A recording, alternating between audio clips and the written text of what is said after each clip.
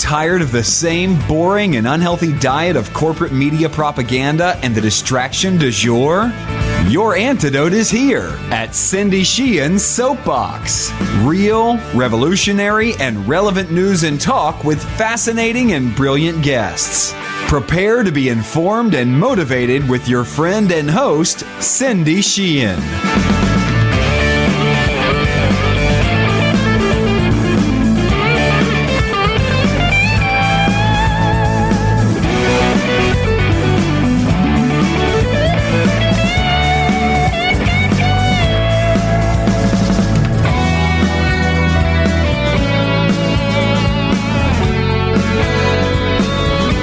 Welcome back to the Soapbox. I'm your host, Cindy Sheehan. For this episode, we welcome back DeBar. DeBar is a great friend of the Soapbox.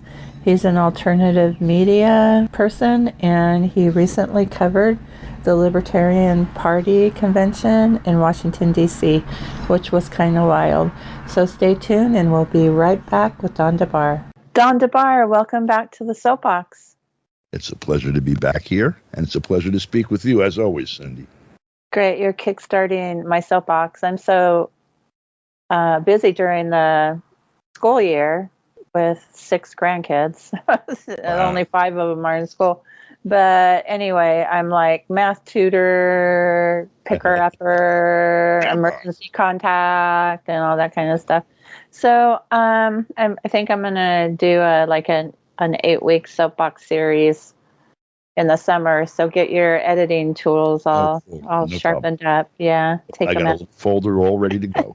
All right, Don. So you're very familiar with the Soapbox listeners and everything. So we'll just get right into the subject. I was very interested in you attending the Libertarian Convention over the weekend in Washington, D.C., and it seemed to be quite a wild event.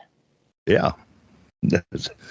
I covered it, obviously. That's right. You you didn't go as a member. No, I'm not a member of the Libertarian Party. A delegate. You didn't go as a delegate for New York or whatever. Not a PR person, all of that. I'm a New Yorker. I rode down to Washington, D.C., which is where it was held. It was held actually at the Washington Hilton, which I was reminded as we approached it the first night by a plaque on the wall, is where Ronald Reagan got shot. And there was a Secret Service presence there because former President Donald Trump was scheduled to speak on Saturday, and he did. So they're like casing the joint for anti-Trump people with guns or whatever. Well, it is a libertarian convention, so I'm sure there was some heat packed. Yeah, I mean, this is the Second Amendment part over the weekend. Yeah, the libertarians, to its fullest, the libertarian ideology is no government. It's almost an anarchist. I don't want to get into the fine points of it, but right. Gun regulation is a big no-no for them, and a lot of other regulations too. Well, as some people who I watched some of their coverage pointed out, there's quite a difference. Well, not in every case, but in some cases there's quite a difference between capital L Libertarian Party and small L Libertarian people who are interested in freedom. And I'm all about less government because our government sucks. But if we had a good government, if we had a righteous, good government that cared about the people, I'd be all about that government. Well, I mean, I was going to say, and here's the pun, because you say a large L and a small L, look at the Green Party and the difference. In fact, I was listening to some of the conversations on the floor, and there was a floor fight there I'll get into. For context, the Libertarian Party has ballot status, has had in the last several elections now, in all 50 states for presidential election. Right. They're the only other party besides the Republican and Democratic parties that is in that position. So, I just want to say I understand that Joe Biden won't be on the Ohio ballot. I'll get to that. Okay. I'm sorry about that. No, that's all right. I don't know what you're going to be getting to, so I'll just let you get to it, and I'll reserve my statements and questions for the end. Please. So, no. So as this, architecture, with, it gives you a place on the ballot machines in each of the 50 states where no other vehicle exists. Mm-hmm. In other words, if you want to be on the ballot in 50 states and run against Biden or Trump, the Libertarian Party is the only place to go. They're the only one that have that to offer. Right. So it is the focal point of all kinds of wrangling. Let's say people in Trump's or Biden's camp believe that a strong third-party candidate will cost them the election. They want to block it and smash it if they can do that. Let's say Trump or Biden's people think that some kind of statement or whatever happens, even if it's a hostile campaign from them, will help their campaign. They're going to boost it to the extent that they can. And each of them, I'm certain, have their own operatives inside the party. You have 835 delegates or something, and I'm certain there were some. Mm-hmm. There was a fight over the chair. There are two main trends that I saw inside the party. One is called the Mises group or faction, whatever. The others are the older guard. They were there first. Mm-hmm. And they represent two entirely different constituencies in a way. And the Mises constituency is looking to open the party up to people who are disaffected. In other words, this is a third party. If we as libertarians, we meaning them, as libertarians want to really make change against the Republicans and Democrats, we have to build a coalition with other people that also want to make change against the Republicans and Democrats. And after we win that battle, then sort it out. It's a Leninist concept almost. And so the chair, who was Angela McArdle, who in my opinion she's a brilliant woman. She sent invitations to all 5 presidential candidates, to Joe Biden, to Donald Trump, to Robert Kennedy, to Jill Stein, and to Cornel West to come and speak to their convention. Speak about your ideas, try to get their votes. Maybe, if you want to try to get our nomination, you're as welcome to that as anyone else who wants to put their hat in the ring. And out of those 5, only 2 answered. Trump, who came, and Kennedy, who came. Kennedy spoke Friday, and Trump spoke Saturday.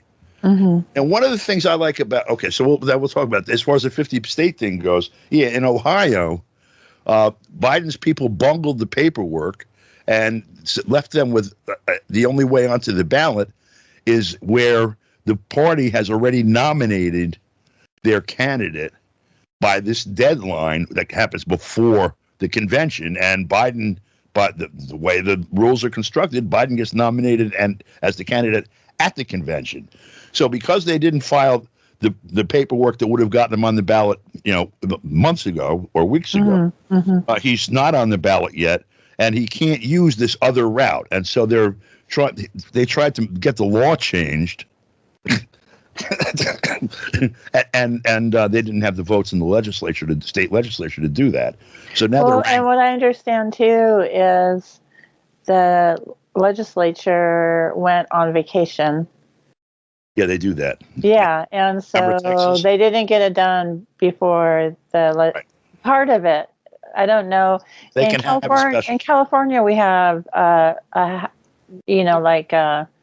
representatives. We have like a House of Representatives and a Senate. Right. But so I don't know how it's divided in Ohio or whatever. Yeah, whatever. The state legislature in Ohio is now in some kind of recess. I don't know if it's the summer recess or some special recess. I haven't been following because I'm in Washington with this thing. But whatever it is, the Democrats don't have the votes to force the issue. And so I'm sure some major haggling is going on right now behind the scenes. If they are on their summer recess, I'm not familiar with Ohio specifically, but in New York, when that happens, if there's some big thing that has to be done, they can convene a special session, vote on that, and then retire. So he's not necessarily off the ballot, but at the moment he is. And so your point's well taken. That when I was saying that the Libertarian Party is the only place to go for be on the ballot in all 50 states, like the Republicans and Democrats, I was going to get to, except for Ohio for the Democrats, and tell that story. Because it's funny to look at it. These are the people who are, so preachy about Trump following the rules and doing this and they want to put him in prison for not properly declassifying documents before he took them home. And this way, they want to change the state election law because Biden didn't qualify himself because he forgot his homework. So it's entertaining anyway. Well, it's the thing. The thing is you and I both know, and we've talked about it, on the Soapbox and on Sheila Lee, is that for presidential elections, the rules are different in all 50 states. And if you want to get on the ballot, you need an expert. You need experts and lawyers and everything. And for Biden's team to drop this ball is just extraordinary. It is. And it's a perfect metaphor for him. Right. I mean, people are wondering if he's qualified to be president. He forgets things. He reads stage directions when he's from the teleprompter, when he's in front of the people, all of that. And so what happened? Why aren't you on the ballot here and there or whatever? That's most of my homework. It's pretty. Yeah. Well, anyway, so. Or my vicious dog that bites everybody ate my homework. Yeah, right. Yeah. All right. So anyway, where am I? So we have. You have the Mises Caucus, and and then there's the traditionalists. Apparently, that's what some people are calling them. And that would be Ron Paul. That would be like the Ron Paul type of some. Yeah.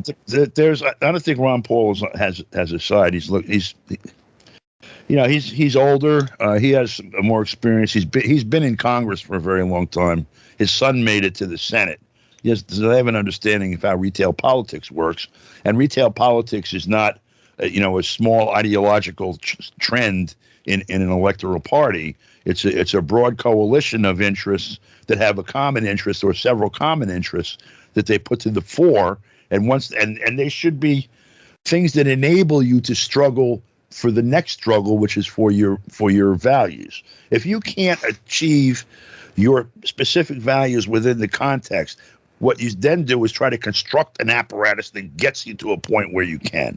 In electoral politics, if you're engaging as an ideological group, we all have these values. We want no government or big government. We want heavy tax on the rich. We don't want any taxes. Whatever the things are, you get this core group of political beliefs. And then you decide to form a party around these to try to actualize those policies. Well, if those views are not held by the majority, and even if they are, but if you don't have the apparatus, the structure to bring them to the fore, fighting against the two entrenched parties, you're not going to get your people elected. And if you don't get these things in front of people in one way or another, you're not going to get them on your side to get these policies enacted either. And so you have to construct a strategy that moves you through that. Mm-hmm. And so if you're using, in the area that you're using electoral politics, you build coalitions. So I may not agree with you on this issue, or I may not agree with you on that issue. Right now, the biggest issue in front of me is the fact that we're about to have World War III, and you and I are both opposed to that. So let's either vote for this guy who will stop World War III, or take this particular action together that'll stop World War III, or whatever, and then we can get back to fighting about this thing and that thing and that thing. There are priorities that are created not by people's wish to prioritize them, but by the nature of the things. For example, World War III. It doesn't matter whether I want to make that the most important issue or not, or if I want to close my eyes. When the bombs go, we're all dead.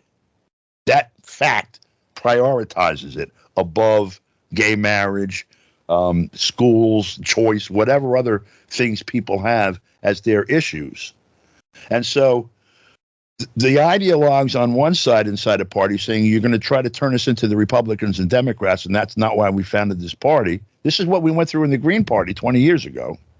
And on the other side, listen, if you're going to try to get any of these policies actualized, we either have to build enough of an electoral base to get our people elected, or at least where we can decide which of the other two are going to be elected and we have power at the margins. This is something I've said with you a number of times. The biggest mistake, I think, historically, that's been made by a third party, certainly in my lifetime, the biggest mistake, and the biggest mistake the Green Party ever made, in my opinion, is when in 2000, when they were accused, and Ralph Nader was accused of being a spoiler that took the election away from Al Gore and gave it to George Bush, instead of saying, and probably rightly like Nader did because he does his homework, that's not what happened. Here's this arithmetic here and these hanging chads there and blah, blah, blah. And that's what did it. And also, very correctly, by the way, Gore didn't campaign for his people, and so there was no enthusiasm there. Instead of saying that, the Greens should have said, you're damn right. We took the election this year, and we're going to do it again next time, and again after that, until you people do what we want. And that's how you exercise power at the margins. That's what the right to life did in New York for years. And so there are people making that argument in this Libertarian Party in this context now as well. So I would say one. Before you go on to this story about the Libertarian Convention, the thoughts. I have a very interesting story about the founding of the Libertarian Party, and I've heard it both from people who were there, the socialists who were involved, and libertarians who were involved, because this is very recent in recent history. And so in 1968 in California, and in the campuses, there were young socialists and young, really small L libertarians, because the party hadn't been founded yet. And they got together and they formed the Peace and Freedom Party. And so the Peace and Freedom Party, the peace part was everybody. There were many strong anti-Vietnam War libertarians at the time, like Murray Rothbard, who was involved in this. And so they founded the Peace and Freedom Party. And I think it was at one of the meetings in either the late 60s or very early 70s. And I've talked to people who were there at the founding of both of these parties, where the Peace and Freedom Party had more socialist leanings, and they decided to go towards socialism. So the Libertarians broke off and founded the Libertarian Party in 1971. Now, I want to say libertarians can be extremely, extremely extreme. But I have worked well with libertarians who know that I'm, a commie pinko, and I think they're capitalist pigs.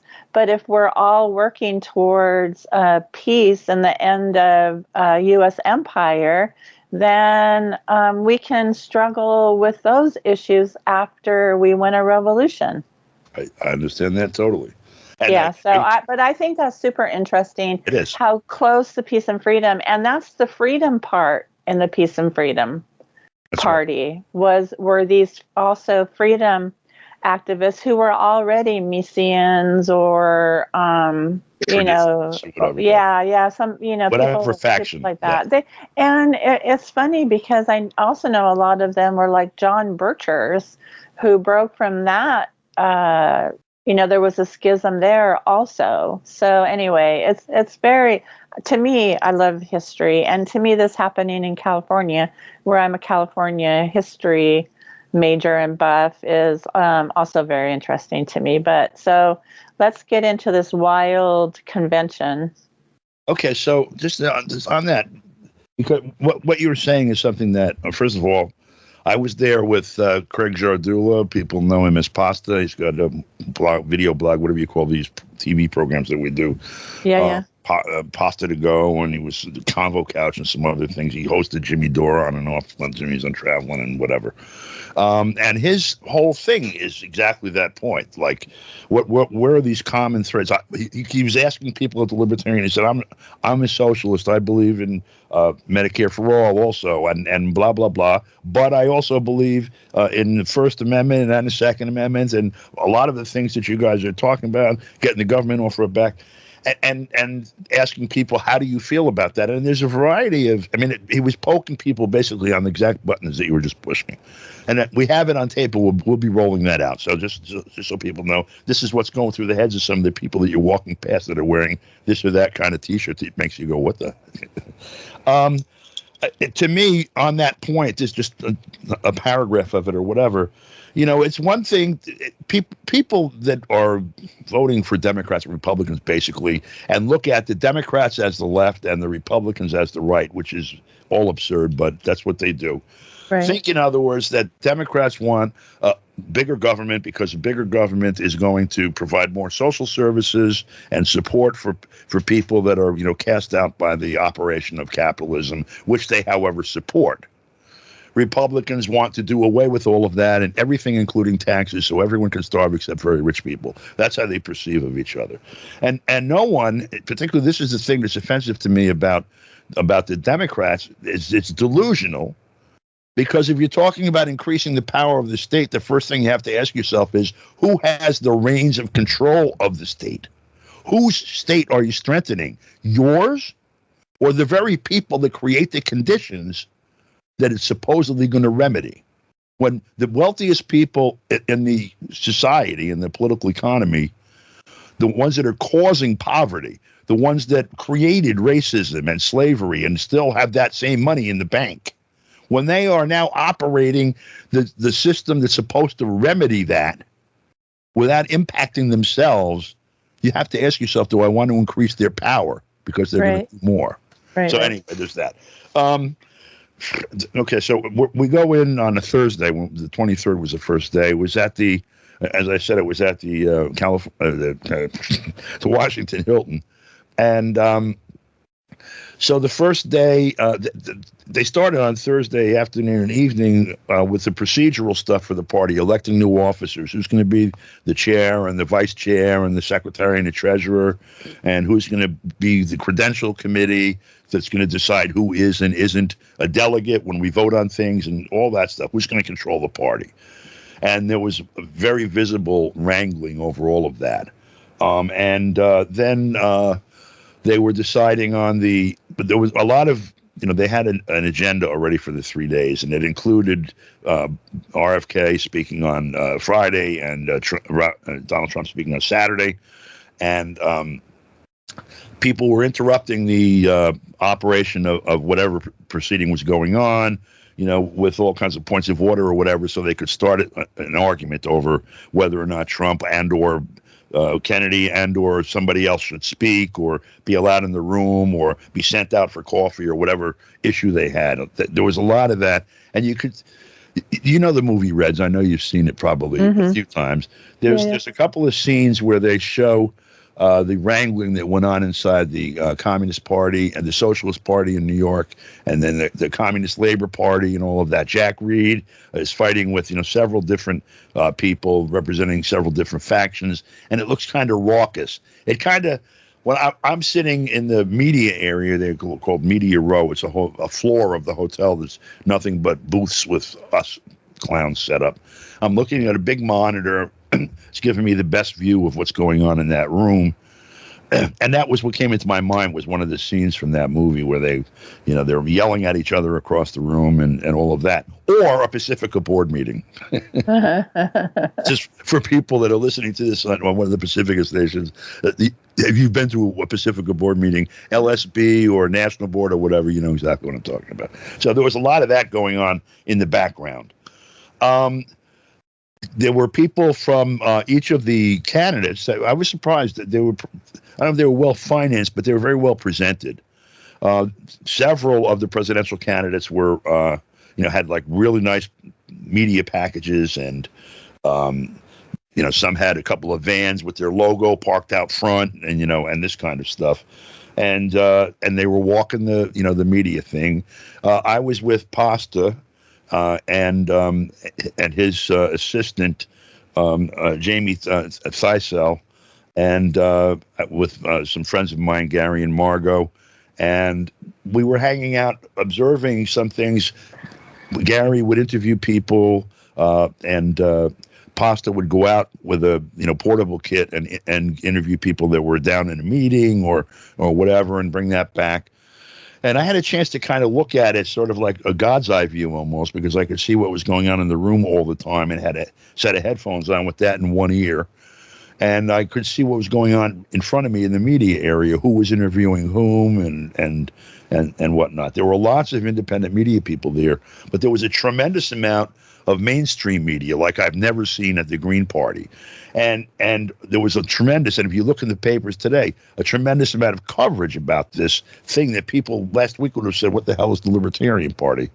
And that was because Angela invited all of the presidential candidates, and Trump and Kennedy showed up. That started a fight, which is also something that people like to write about. And if you look at the one of the things that I find entertaining doing any of this work is when you actually go and watch and see what happens. And if you understand it from participating in it or whatever, and then tomorrow you open CNN, Fox, MSNBC, New York Times, Washington Post, and see what they wrote about it. And you have to ask yourself, what in the hell are they talking about? Trump's visit, for example. I don't know, maybe there's 700 to 1,000 people in this ballroom. They were lined up like they were selling tickets to a Rolling Stone concert being opened by the reunited Beatles, including John Lennon, okay, and George Harrison. And it snaked through the whole hotel, including this media space we had was like a whole open floor ballroom.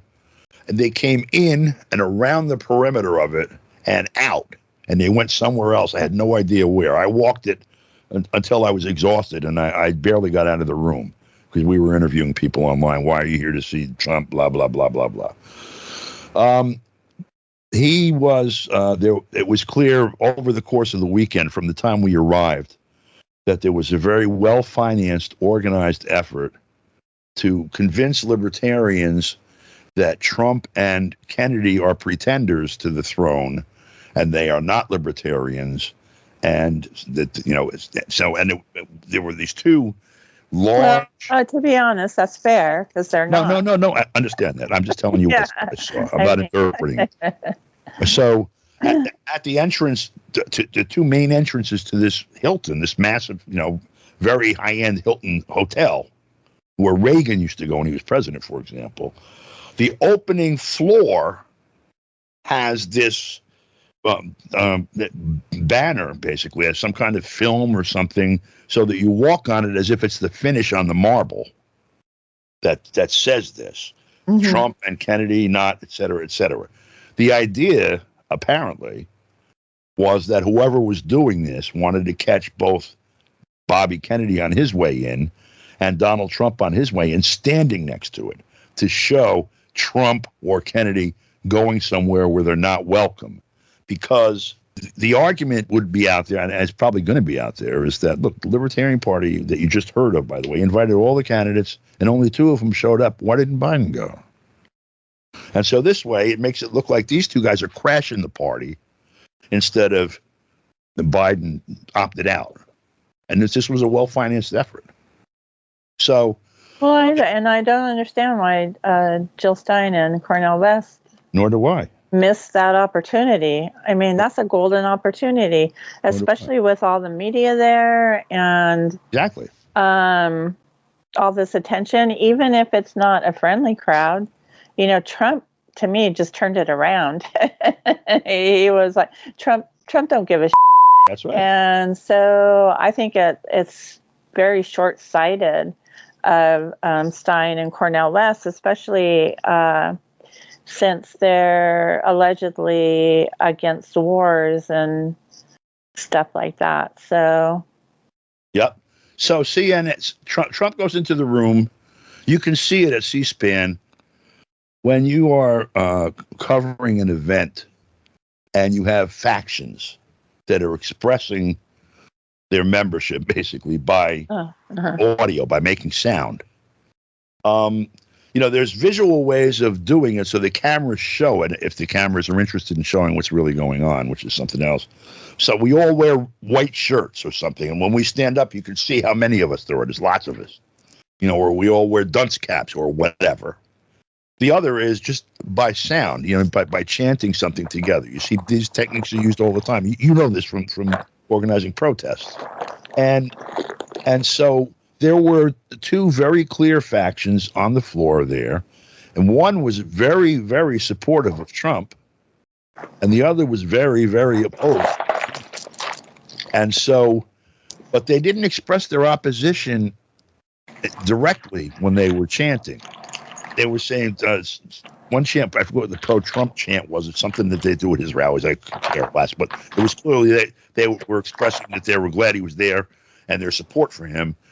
That it was three words like that, and the other opposition tried to drown them out, and did often by close the Fed, which is one of the libertarians, one of their demands. Right. So the reporting of this, so we know this from being, on the floor, and I know this because as the people were going in, I was engineering for Pasta while he interviewed maybe 14 people at random, and they were all delegates that we were talking to, except for two of them, asking them how they felt, and more than half of the delegates were glad Trump was there. About half of them because they support him. The other half, well, this is good for our party. I mean, look at all the media here. What, are you kidding? He was the president of the United States. He came here to our thing. We're a real party now, aren't we? And so you go then, after seeing this, to CNN's website. Trump loudly booed at Libertarian Convention when he asks attendees to nominate me or at least vote for me. That's true, but he was also loudly cheered. And also, that wasn't the entire day, because I was given part of a press kit that said, in scheduling the appearance by Trump, we told his people we want him to address the following, and he listed like 12 issues. And I had them in front of me while I'm listening to his speech. And he did address every one of them, and they were things that maybe out of the 12, 9 of them were things that he did while he was president. There may be things that we disagree with, but they're not things that libertarians disagree with. Right. Cutting back these regulations, the tax cuts, and all this other stuff. I didn't start any new wars. I mean, it's true. I mean, he hit Soleimani. He was conspiring to hit Maduro. He wasn't an angel for sure. I think he's an imperialist asshole just like the rest of them. But he didn't start any new wars, and he said that, and that was very popular with the Libertarian Party convention. In the CNN article, you will not see a word about that. Can I make an observation as someone who wasn't there, but who has been following, like, the adventures of Donald Trump? Oh, boy. And who also has some knowledge and some interest in electoral politics in the Libertarian Party. But so I think following these issues closely, especially Trump's rally in the Bronx on Thursday, is that Trump is getting like a crap load of positive media attention, except for the usual suspects like MSNBC, CIA, and CIANN. Right. But the thing is that they are grasping for. There's two things that the media are trying to do unsuccessfully right now: grasping for negative things on Trump and grasping for positive things on Biden. It's just not working out. So they saw this, and of course they're not going to report on any of the support that Trump got. They just are going to like grasp on to the negativity because they're having a hard time finding things to be negative about. And Dakota and I should change the name of our show to "We're Not Trump Supporters," because we have to say this all the time. No. But the thing is his strategy has been brilliant lately. And going to the place in the Bronx he went where no other president or presidential candidate or, sitting president or former president has ever been, and addressing kitchen table issues instead of like these ephemeral ideas of America. And so I think that the libertarians that were there kind of gave CNN and the mainstream media what they've been looking for quite a while. I agree with that totally. I think that's exactly what was going on. For me, because this is the work that I do, the media stuff is the work that I do, I'm looking at it almost as like the art of bullshit itself. Like I'm appreciating, like, my God. Yeah. It's like you paint such beautiful strokes with bull. And it's like, it's like give credit where credit is due. That's right. And it's not like we're like, oh, John Wayne Gacy was the best cannibal in the world, so it's kind of like, yeah, sometimes, like you said, there were things that we would disagree with, but Reagan, especially when he said that if he were reelected, he was going to pardon Russ Ulbricht. Right. See, CNN turns him into, into what the prosecutors called him instead of the reality. Now, I was pretty ignorant of his case, to tell the truth. There's a lot of these cases that are out there, and I read before I express an opinion on them. I actually pull the pleadings from Pacer and read them and try to comprehend between the lines, like, okay, this is the evidence that the prosecution brought, and there's an affidavit from an FBI agent, and there's a photograph of some files with secret evidence stamped on the top of it. For example, we learned that you can't go consider that dispositive of the question from what they did to Trump, and try to go through that stuff. And I haven't done any of that with this guy's case. I saw, they were holding up signs, and that was one of the issues that they had on the list. And what did Donald Trump do? He said on the first day in office, he didn't say pardon him. He said commute his sentence. Time served. Yeah. Which means, look, I'm not passing moral judgment on what he did do or didn't do. He's been in jail long enough for whatever he did. Right. And if you're someone who considers themselves, for example, an advocate for prison reform and sentencing reform, and correcting the problems that existed with that were imposed by Clinton and Bush and the rest of the clowns for mass incarceration, that is a positive move and not a negative move, and one you should encourage them to make in another maybe 50,000 or 100,000 cases. Mm-hmm. So, but people are not. They're organized around different principles. You're wearing a red shirt or a blue shirt or an orange fake wig or not. And that's about as deep as they look at these things. Well, we're like 40 minutes now. I just want to maybe talk about the Kennedy factor. And he did file paperwork, apparently, to receive the nomination of the Libertarian Party. And he was nominated, but he was knocked out in the first round with only 2%. Yeah. And you know what? I can't even find out who they did end up nominating. Well, I did. It was Oliver, Chase Oliver. I have never heard of this person. Yeah. And I guess Michael Rechtenwald, who we all know from, he went up to the 6th round, I guess. And a lot of us, I think he's an asshole personally, but he's done good work, and it's not my party, so I don't really care who they nominate. I don't have a party, but anyway, I've never heard of Chase Oliver, and I couldn't find any information. It was all about Trump and Kennedy, and not about who actually ended up winning or receiving the nomination. Right. Well, it happened very late. Okay, I was on the train coming back from D.C. We left at 5:30, and I got in about 8:45, I think, into New York. And when I got off the train, I had looked, and they still hadn't made a decision. And that still wasn't up. So I had to, this morning when I got up, I Googled it. And the first hit that I saw was a CNN story that I just Right. described, and ABC's story, which was remarkably, I would say, coincident with my personal, witness, my personal experience there. It seemed pretty true to what I saw. Mm-hmm. And which I'm kind of surprised at that. I mean, Disney's got it better than CNN now. And you know that you're really looking at a cartoon. It is the Cartoon Network. Maybe they were acquired by the Cartoon Network.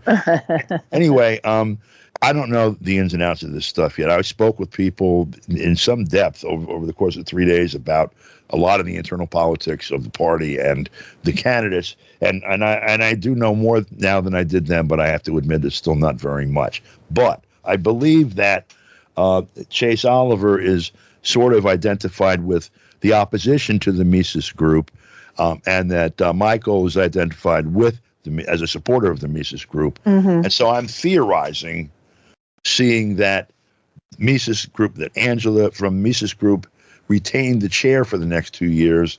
And so the same people that voted for that voted for, in the end, after many rounds, and people know how that works that know about that kind of voting, that the opposition got the presidential slate. Now, there's a very slim chance that the Libertarian candidate is going to be elected president.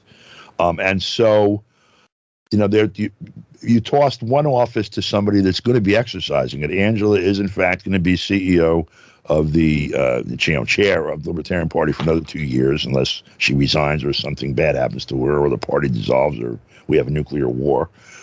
And of course, Chase Oliver is not going to be president of the United States, but he gets to be the candidate. So it seemed almost like a salve to throw. Okay, well, look, we won, but here's a consolation. You guys can have your guy with the microphone for the next few months representing our party. And hopefully a peace between, hopefully from their perspective, a peace will be made between the two groups, and they'll build the party further. That's, I think that's what it seems like. If I'm doing tea leaf reading here, but it seems to me that's what that is. Uh-huh. Well, in Trump, I wanted to go to Kennedy's appearance, but the one thing Trump is like, he goes to speak, but then he kind of like trolls them too, and saying, well, you know what, don't nominate me or don't vote for me. You'll keep getting your 3%.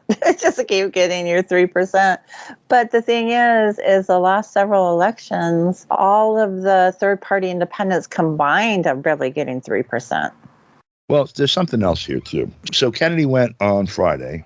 Uh-huh. And there were lots of people that, found him attractive. Almost across the board, the people that I spoke with, and I have no idea if this is a representative sample, but I suspect it is, had a real problem with him over Palestine, over Gaza, over support for Israel. And then the word Zionism was used by a lot of people there. And there were a lot of Jewish people there using it. And so I didn't see it as a badge of anti-Semitism. So it seemed that despite that issue, that those people who are looking to build coalition, he's anti-war. They say he's like, look, he's talking about taking the military. His speech, he was talking about paring back the military way back. He's talking about pulling the bases home, all of that kind of stuff, and he got a lot of applause for that from the floor here, or there.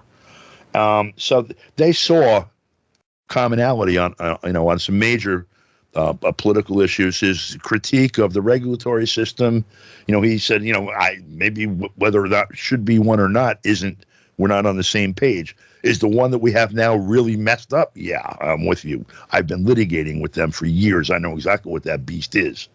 There was a lot of, sympathy for that position and support for it expressed on the floor and around the convention. When they had the final vote count, it was only 2% or something, and I didn't really see an active lobbying effort. Like, he has the wherewithal to flood that place with leaflets and people with buttons smiling and shaking hands and taking you out to lunch and all that crap. And there was just a smithering of that going on just to make it a presence. I didn't see it. They didn't even have a table near me with staff. So I do know that, first of all, if I were the quarterback for this whole thing, I would have Robert Kennedy as the candidate of the Libertarian Party, with each of them saying, look, we're not all on the same page on a number of other issues.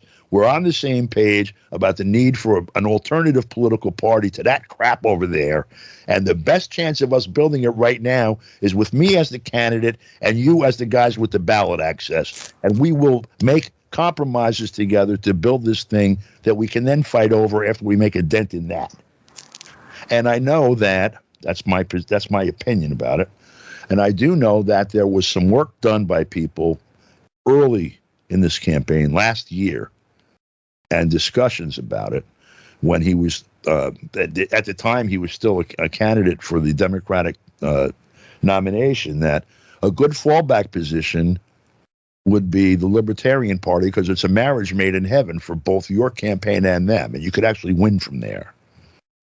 And the discussions were deferred, basically. Now, the reality of it legally is that until this weekend, the party they could have petitioned for whoever they did to get on the ballot, and then he could take the candidate could resign, or be found, in effect, whatever, create a vacancy is what they use, the legal term, and then the committee can pick the candidate. They could make him the candidate.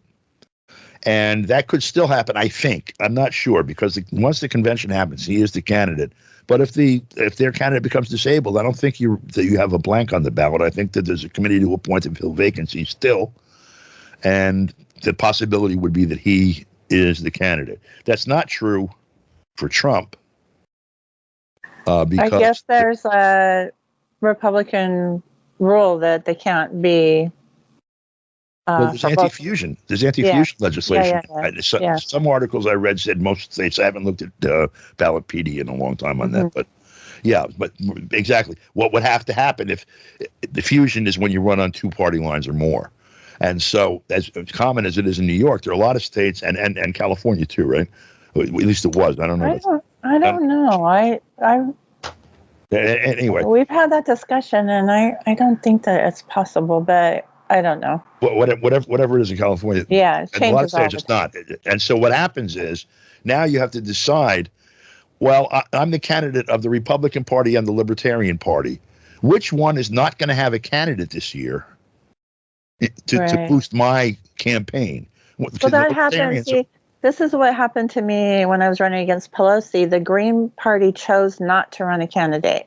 Right. Right. So but they couldn't nominate me, but they endorsed me. Yeah, it's ridiculous. Yeah. So I think so I don't think it's possible to be on two ballot lines. If you're building a party, you can't do that. Yeah.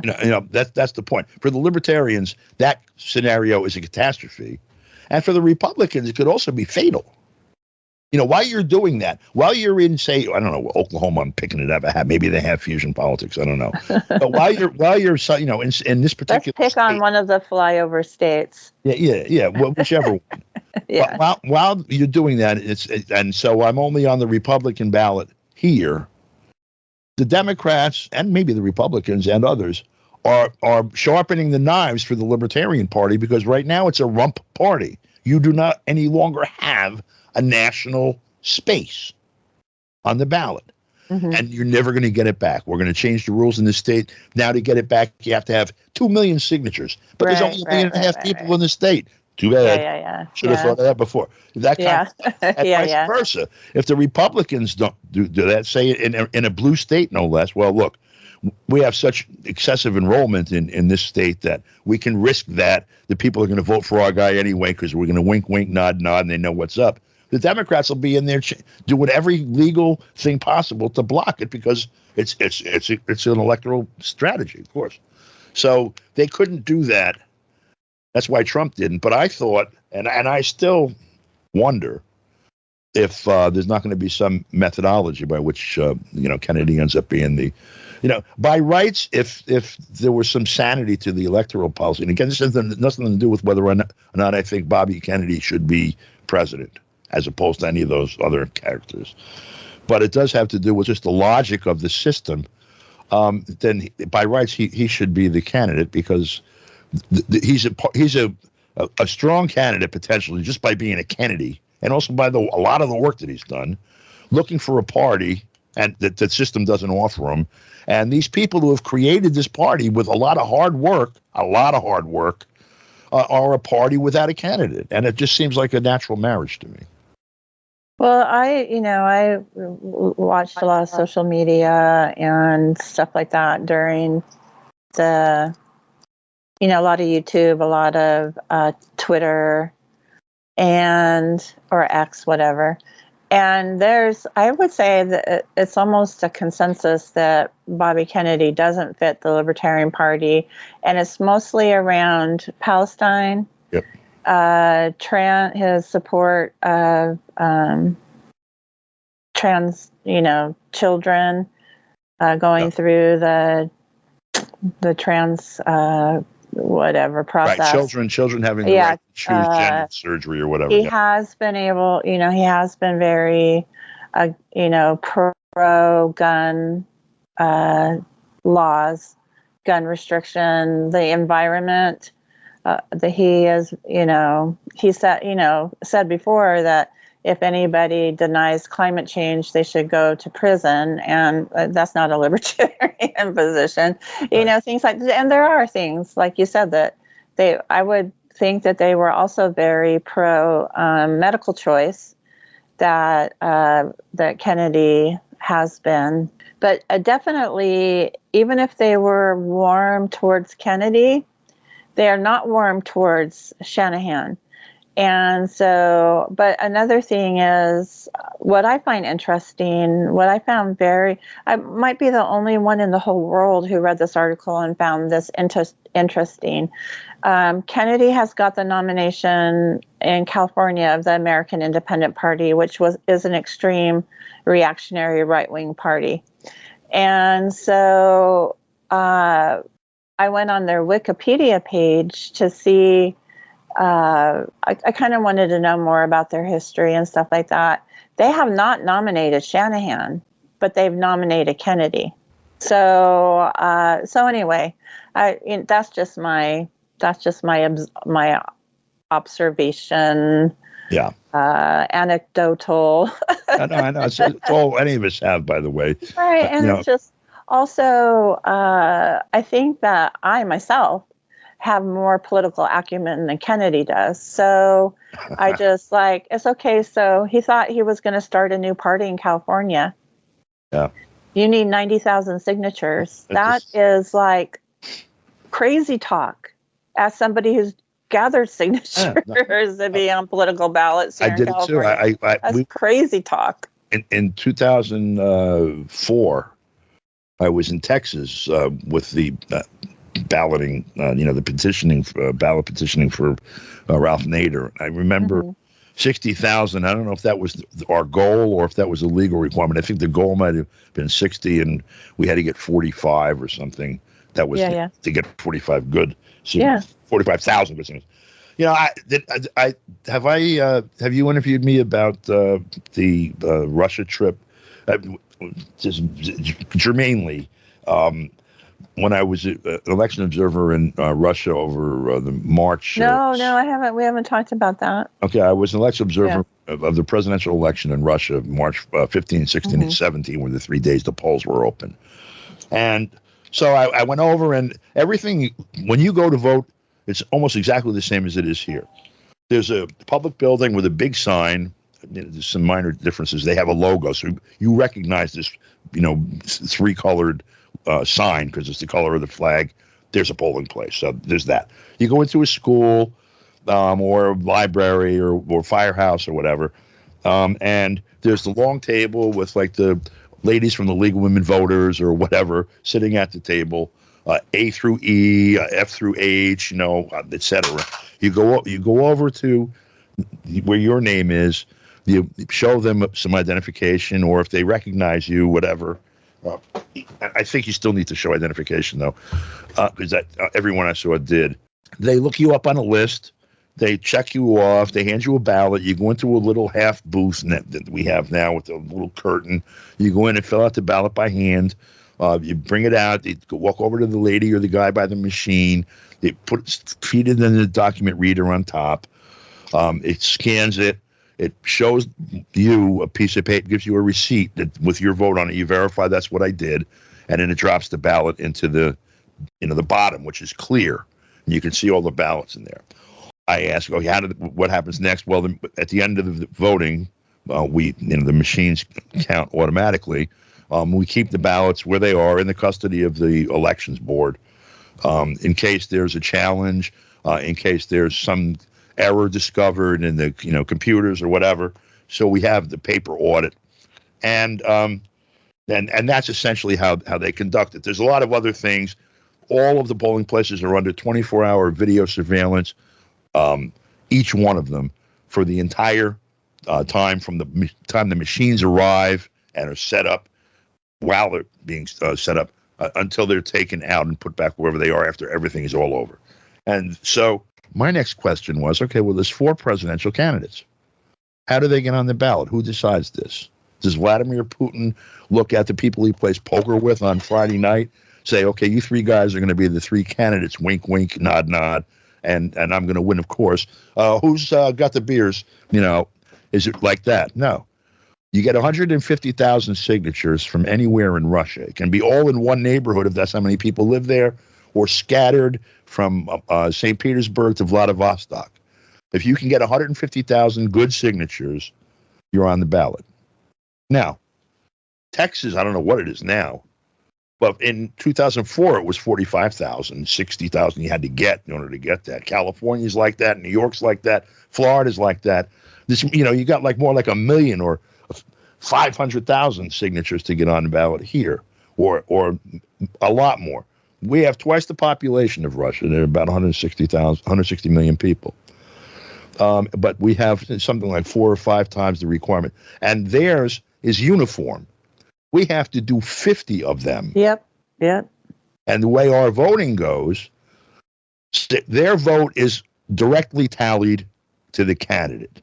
There is no electoral college. There's no buffer. There's nothing to protect the government from the people, because the people might get too pissed off at the government and do something rash. And here, after you have those 50 primaries, after you've done 50 sets of petitioning that only almost a billionaire can afford to do at this point in time, not even counting the cost of litigation when you get challenged, you then have, if I miss one state, like New York or something, say New York and California, I can't get on, I can still reach 120 million of 160 million voters. I can't get elected because I can't get enough electors. Right. They don't have that. That's what we have. I know. So that's the environment this election is taking place in, too. So that's a big part of the equation of why, when you look at it, I'm saying this is what can be done, because it's within very limited parameters. Well, when you were talking about Kennedy and the Libertarian Party maybe being a good fit, that's what I kind of felt like in 2012 during the whole Green Party nominating process, where Roseanne Barr was going against Jill Stein. And I thought it was a mistake for the Green Party to nominate Jill. Jill's a nice lady. She's courageous. She's smart. She, is a good all-around human being. But again, do you guys want to keep on getting like 1%? Right. That's right. Of the vote, or do you want your party? And then, of course, then Roseanne got the Peace and Freedom Party nomination, and I was her vice president, and I still really can't talk about that without my heart starting to palpitate. So maybe the Green Party didn't make such a bad mistake. But again, they have better ballot access. They would have had, more exposure and things like that. And she is probably closer in ideology to the Green Party than the Peace and Freedom Party anyway. So. Yep, I know. Well, look, spilt milk, don't cry. Yeah, well, it's kind of hard. I know. I hardly ever think about it, but when I do, it's not with fondness. I could do that too. I was following Cynthia McKinney around in 2008, and when she was nominated and when she started out campaigning, I was like, oh my God, the possibilities are endless. We're sliding into a depression. We got somebody out here saying this stuff. She was cut off even by Democracy Now! She was only on Democracy Now! Twice during the entire campaign. Well, I want to say also is Cynthia was with me on election night in our office in San Francisco. Yeah, and so we were having kind of like a election watching party together. And so we were supposed to be on Democracy Now! And they never effing called us. Yep. We sat there and waited there, and she never even got a call.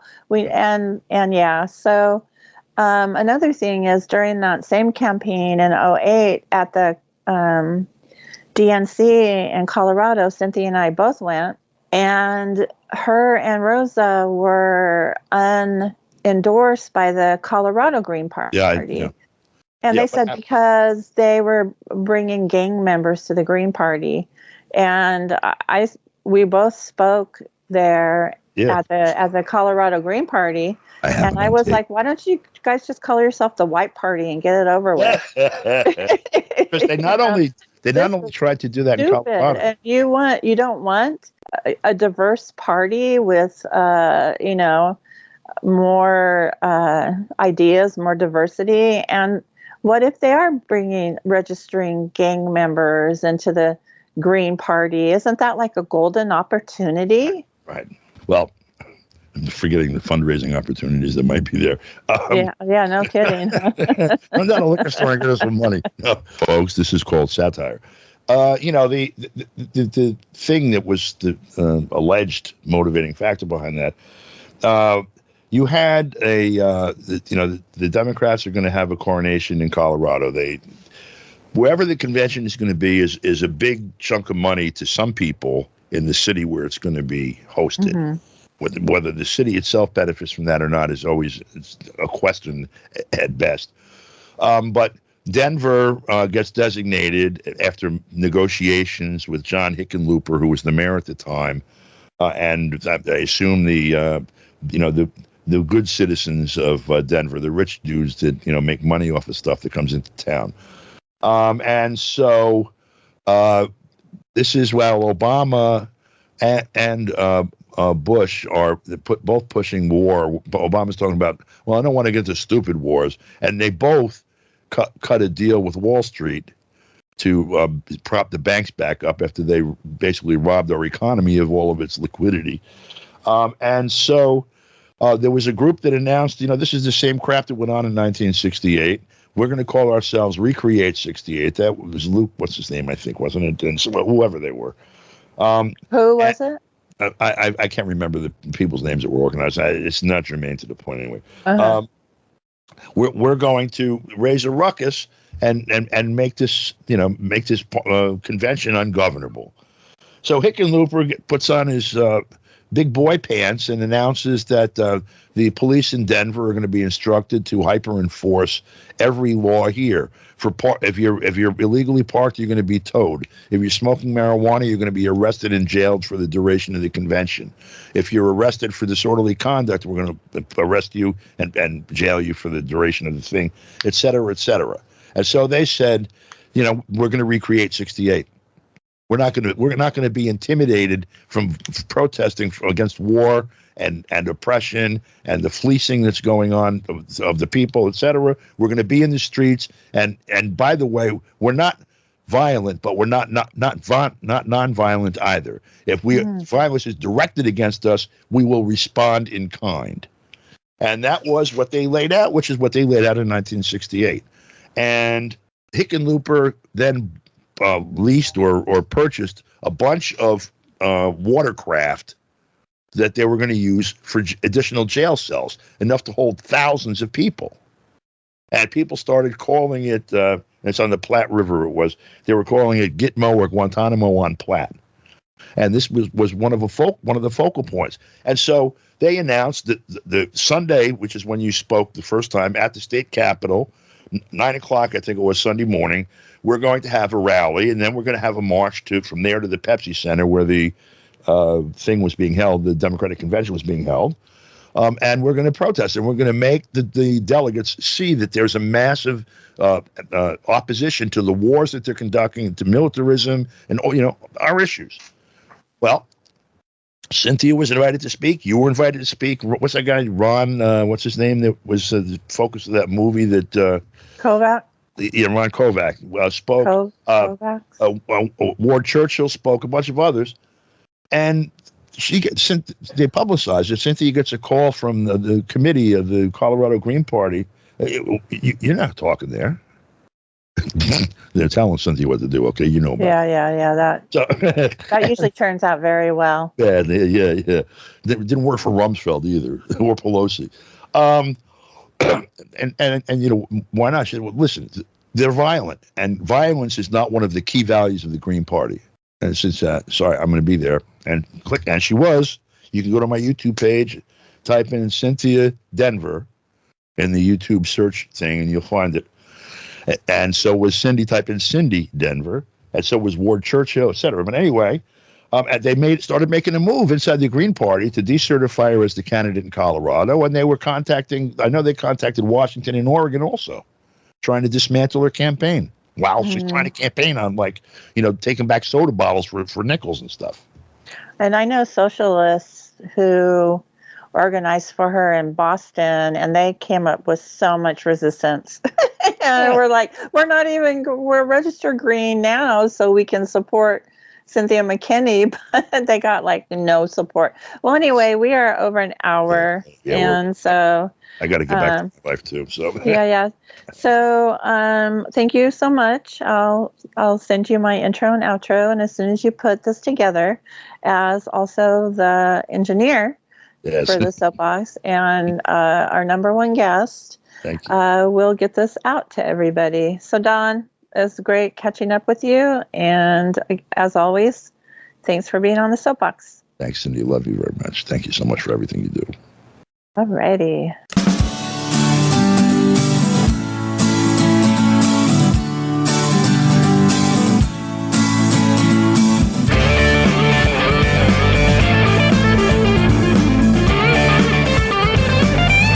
That was the Soapbox for this edition. We are going to be getting back into the Soapbox. I've just been so busy for a while, so we're going to have a special 8-week series on the Soapbox coming up. I'll fill you in more as we get closer to it.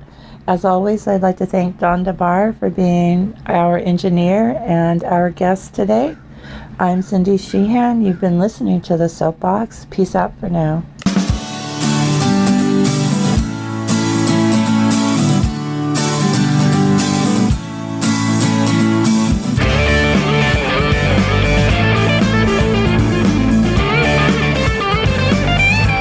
That was the Soapbox for this edition. As always, I hope you were informed and inspired to do further research. As always, I'd like to thank my engineer Don DeBar and Dr. Will Tuttle for giving his time to be on the show today. I'm Cindy Sheehan. You've been listening to the Soapbox. Peace out for now.